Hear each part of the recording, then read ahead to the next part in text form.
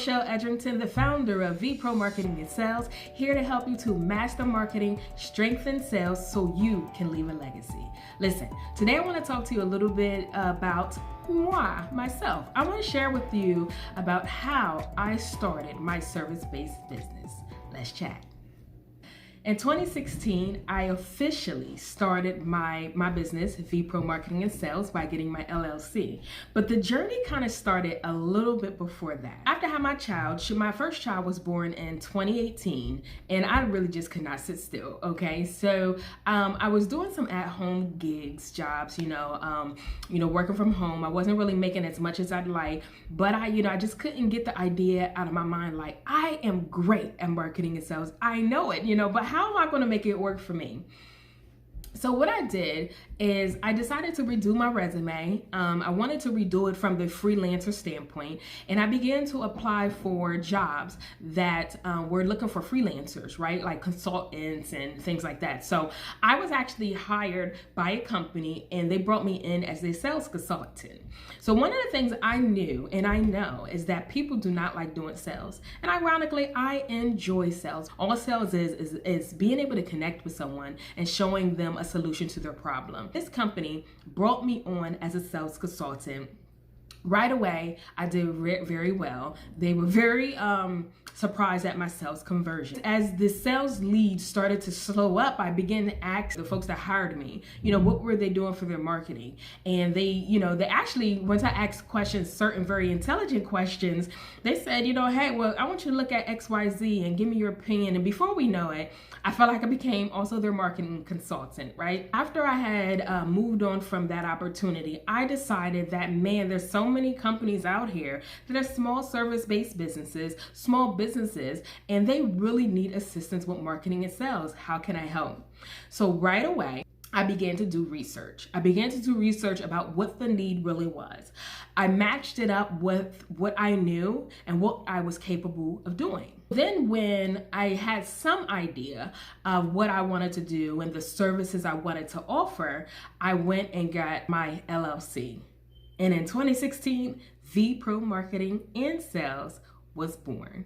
And you know what? I'm going to title my company Vpro because whatever we offer, we are virtual professionals. I knew the services I wanted to offer. I developed a website. With me wanting to really specialize more on online marketing because I knew so many businesses that needed my services. Why wouldn't I have a website if I want to connect with folks online? So I developed a website that for me was very user-friendly. I obviously didn't go to school for coding or any of that, but I'm a quick learner.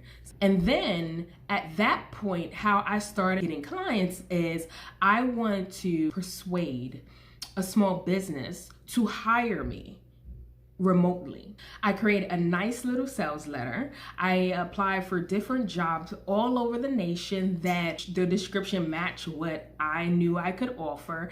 And when I submitted that application, I also submitted like this letter saying, hey, pretty much I know you're looking for people locally, but if I could deliver for you remotely, would you consider? That's pretty much in a nutshell what I said, right? And in doing that, I landed a $3,000 contract. Now listen, for me, that was a big deal. I was going from pretty much making about working at home and there's a couple of gigs, pretty much between $15 and $20 an hour to landing a $3,000 contract. That was huge in my book. And to me, that is still huge because to know that I took an idea and just went with it, didn't know if it was going to work, and I landed a $3,000 contract. And the contract, I believe, only lasted about two months or so. I was excited. Before I landed that contract, I decided to get certified in a couple of areas of digital marketing because I went to school for marketing and I wanted to learn digital marketing. So I researched and realized that there were certifications I can get online that would help me to learn how to do these things. Now, fast forward. That's partially the reason why I was able to land this big contract because not only did I have these certifications, but this software that they were using, I was familiar with. The biggest thing that I learned, it was something that he said, he basically told me that I needed to improve in content marketing. And to talk about emotion, when you have your own business, you know, and you're doing your passion, you know, anytime somebody says something, it can become emotional at times. Not emotional meaning like crying, but I mean like I feel like, man, I was doing my thing. Like I was putting in time on time, making sure I was delivering. But I took that opportunity to realize that there's always room for me to grow. You know, so even in that moment, it probably lasted about 24 hours and then I got over it. But I realized that I was still grateful for that opportunity. Like that kind of fueled my fire. So then what did I do? I went and got certified in content marketing. I actually began to reach out to nonprofits to, you know, apply some of the things I was learning. It also helped me helping and working with nonprofits. It helped me to identify what arenas of digital marketing I liked and the ones that I didn't like. And for them, it was a win-win because most nonprofits, they really don't have the time or the resources, right, to really apply it consistently. So pretty much I was almost like an intern for them. To fast forward a little bit more, basically what I began to do is I began to then solidify even more what I was great at, the value I was able to bring, different service-based businesses that needed my assistance the most, and I continue to grow upon that. So even now that I officially, in a sense, had my business for 4 years, I am still growing. Every year I do a business review. I look at what I've done, and then I also look at what I want to do going forward. You know, it's all about growing. So now a lot of my clients come through referrals, but it's also because I intentionally build connections with people that I know that I can provide value to, but also folks that I know that could connect me with other individuals that would need my services. I do want to tell you this. If you are thinking about starting your business, there is something that most people don't talk about because it's not glitz and glam. And I talk about to my clients because I like to keep it honest. I like to keep it real and transparent. You have to also learn how to build your business one brick at a time. And what I mean by that is, in the beginning, until you get your momentum going, you're going to have to put on your sales hat. You're going to have to make connections. You're going to have like an outreach sales strategy.